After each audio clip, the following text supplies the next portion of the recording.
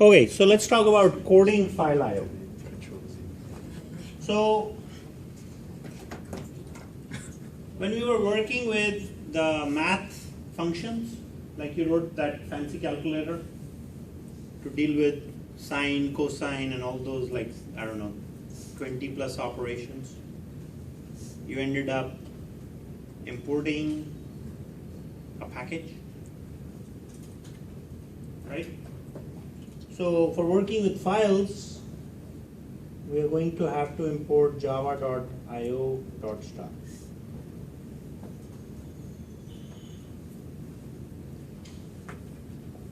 What is a package in Java?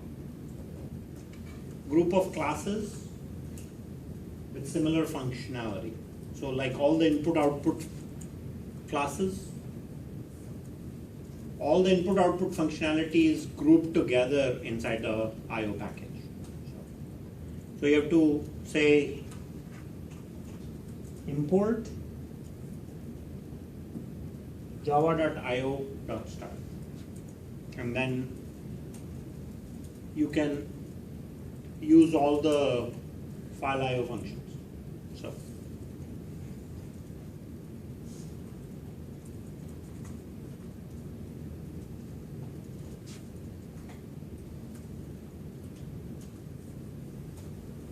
now when you're working with file I/O, you have to know this concept.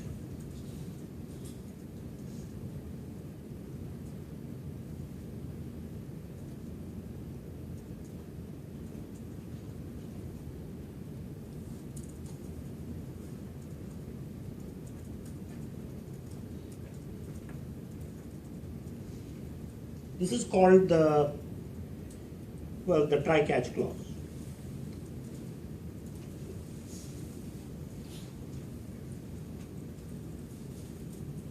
Now, I could just say that just go use it because you have to.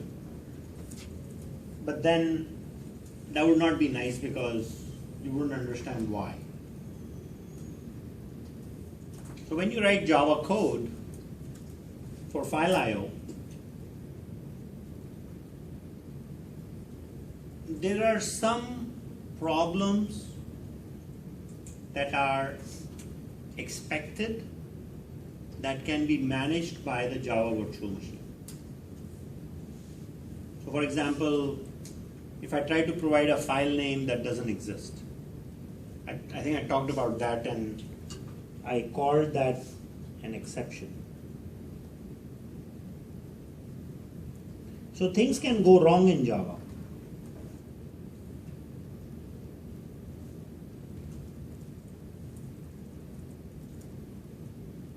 I could also just say, well, things can go wrong in life. The ones that you can recover from are exceptions. The ones you cannot recover from are errors. So we make plenty of errors and we move on. Hopefully not the same error again and again, but I'll leave that for moral science or philosophy. I'll just stick to Java because that's more compatible with my skill set. So when does a Java error occur? When your program crashes, right? When does an exception occur? Well, when you try to open a file that doesn't exist. Or when you try to write to a file and there is no more space. Would that be an error or an exception? Oh, that's a good one. You try to write to a file and you're out of disk space. Is that an error or an exception? That's an error. Okay?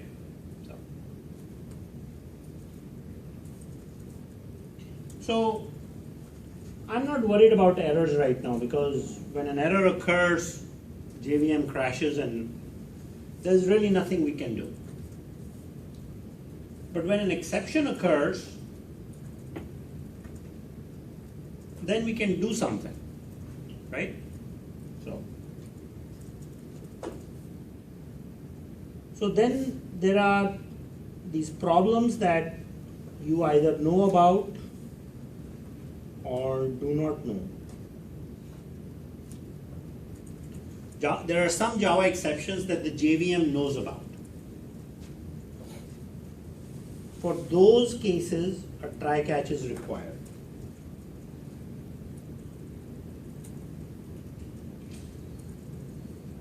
And in cases where we do not know anything about the exception that will occur when program is executing,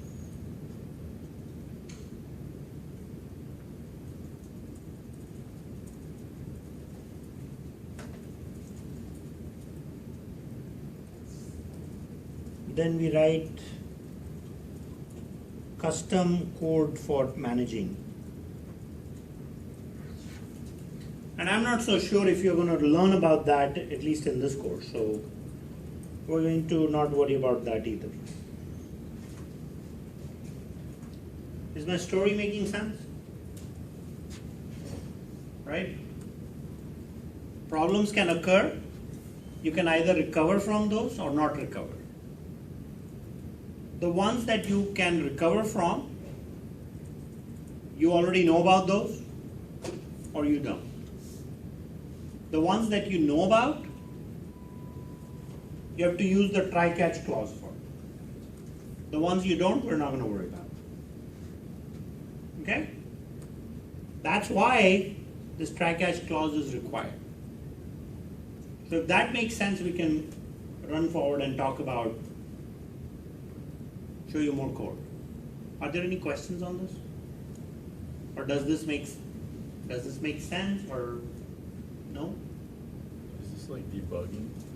No, it's not like debugging. It's like saying that trying. I know about this exception. Let's go ahead and try that out. If it runs successfully, then I'll not. So I'll have a bunch of statements here. Right? If all of these run successfully, then the control of the code will go here. If it turns out that an exception occurs, say, in this line, then these two lines will not be executed. I'll go into the catch clause. So I'll stop running the program if something fails. That's the fun part of try-catch.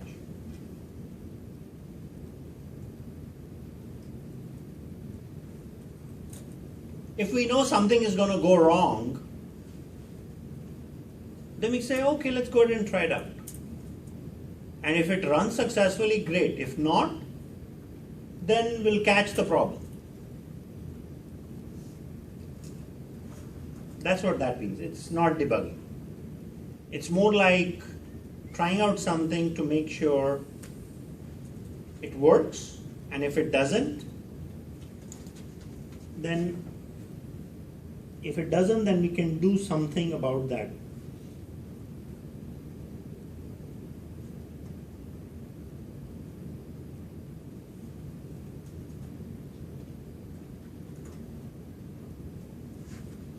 Okay? In runtime. Do you all understand runtime? When your program is executing, when you hit that little play button in Eclipse and things start running, that's what we're referring to. So you're going to see the try-catch block in the code, and I just don't want you guys to be totally surprised when you do. Because what it means is we're just trying out some code because we know about potential issues that we can run into. There's a technical term for it. It's called checked exception.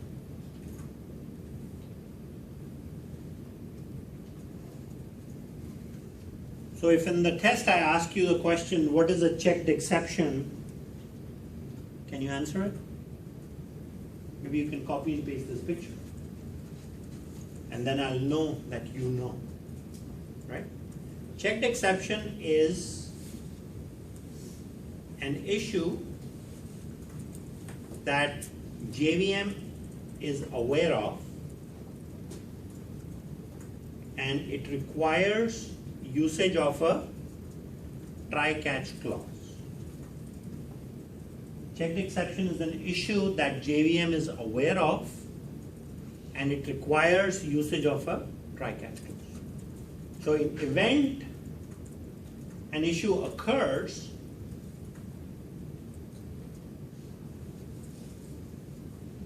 you can do something about it in runtime. So right now, still with the level that we are at, we are starting off with Java. We're just going to print out the issue. We can put out a print line and say, sorry, problem happened. We'll just sympathize with the issue and close the program. But in the future, as you go through other Java classes, you'll see that you can actually recover, so the program doesn't have to crash. So it's a really good feature of the Java language. Okay? I want to show you just one code snippet, and then we'll end for today, but then there's more code to show you next time. So you all can see this. So this is a Java program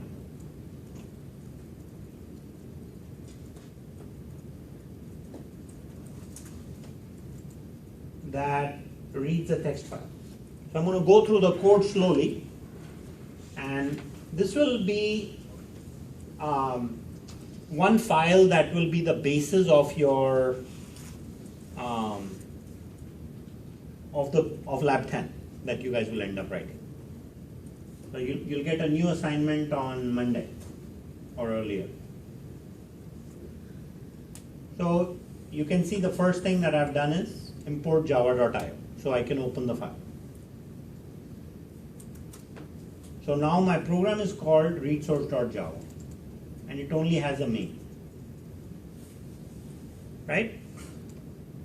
So I go ahead and I say open a file named readsource.java. So you need to know that line pretty much. Open a file named that. And I'm going to go ahead and I got rid of one extra line just to avoid the confusion. So this guy right here, file, it contains information about the file. This is called, a file is the file reference.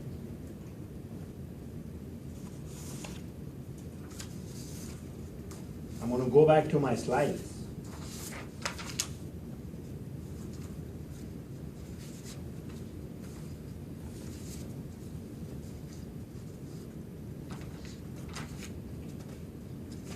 So right now, I'm reading data from a file.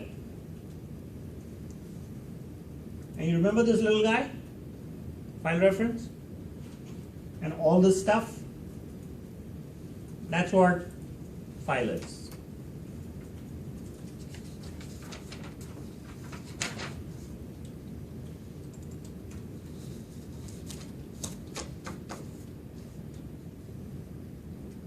So now I declare a variable called end of file. And then I say while not end of file, because not of false will be what? True. So while true, I'm creating a string line. And if I want to read an entire line, I'll say file.readLine. So whatever is in the text file, it will read the entire line. So if readLine is not null, I'm going to go ahead and print that line. If it is null, then I'm going to say end of file is true. And you all know when would readline return a null, right? When it actually hits the end of file. And how is that end of file thing done, we have talked about. So we read a line, we print until end of file becomes true, because inverse of true will be false.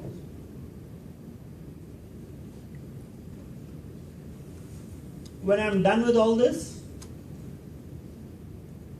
I close the file. Now if I give a wrong file name, what happens? Well, we've got our try block, remember? So we say, let's go ahead and try this guy out. And if it doesn't work, I'm now going to execute all of this code because I'm trying. It doesn't work. I'm going to go into the catch block and print the error message.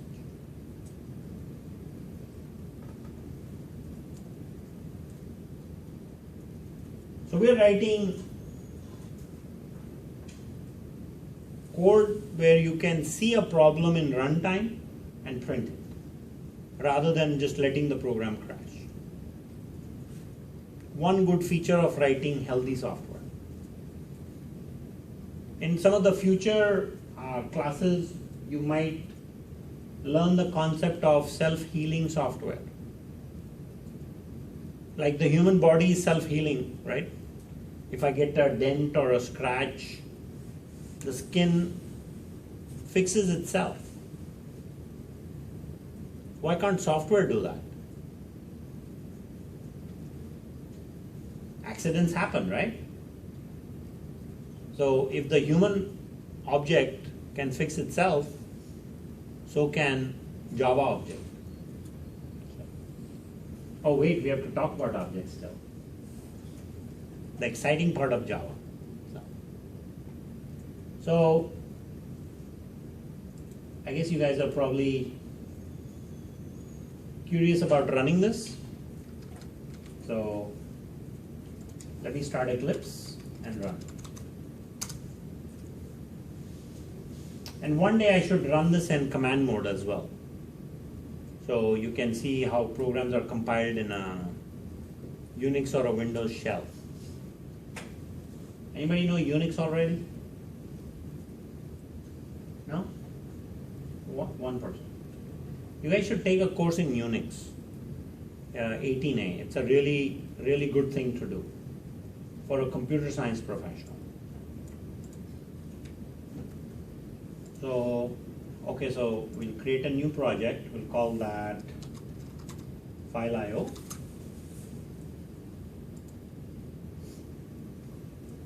See, I also have an example of self-healing software right there. I won't cover that today though, because it won't make sense. We'll create a new Java file, new class, and we're going to call that read source. And I should throw a main in it so I don't have to type it.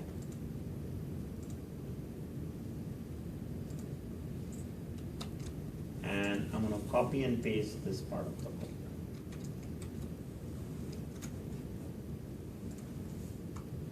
And I should say what? Import java.io .start. Semicolon. And the rest you know, right?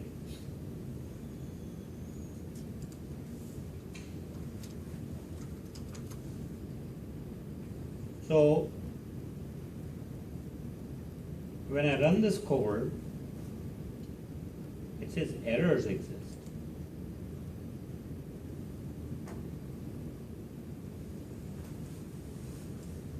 Oh, it doesn't want to read the line for me.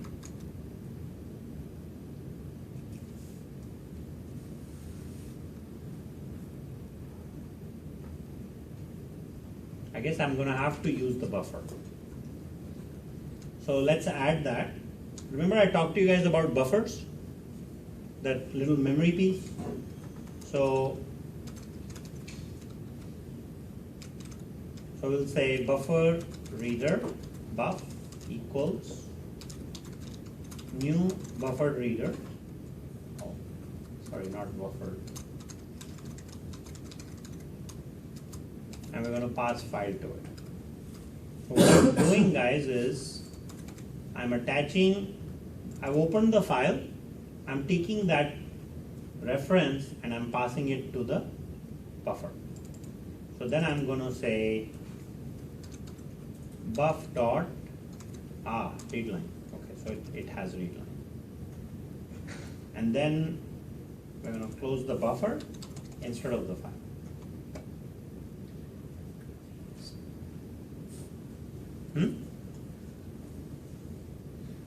I don't understand the buffer reader part. Why? So it's attached to the file, and you close the buffer instead of the file. Correct. And that's the same as closing the file. That's the same as closing the file. Okay. So this is going to give me a stream. So I can read one character at a time. I can take a group of characters and I can put it inside this buffer.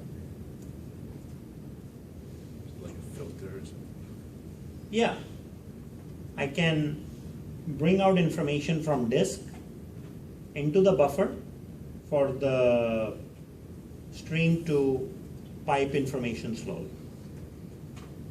And then in the end, if I close the buffer, that closes everything. So let's run this. And you can see the system cannot find the file specified. See that? Error message. So now if in turn I go ahead and provide a valid file name, and I go ahead and run the program, it still cannot find read source.java. Now what's going on there? We know read source.java is right there. It exists, why can't it read it? So this is where we look inside the file system. So this is in this directory. So let me start Explorer and show you something.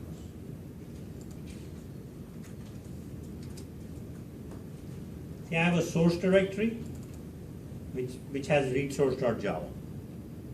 But then Eclipse will create a bin directory that contains my executable, read source.class, right?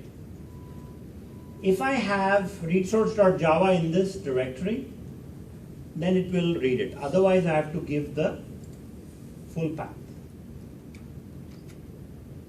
So for read source.java, I'll need to type that path.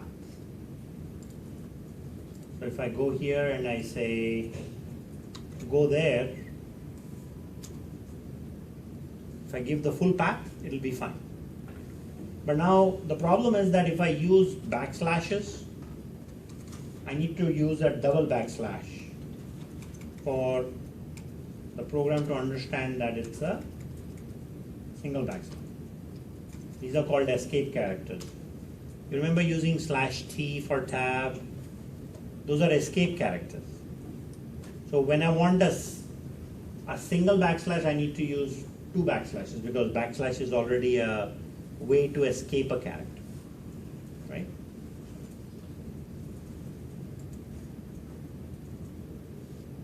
And all of a sudden, it prints out the entire program. So a Java program is reading itself, right?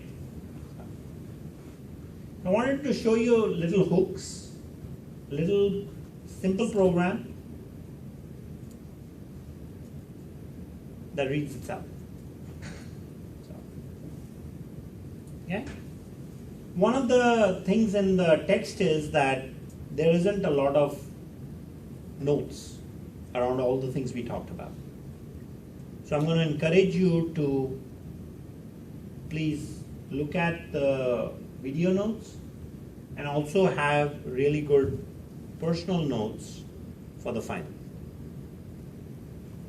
because book has something, but it's not as beefy as I'd like it to be. Okay? So that's all for today.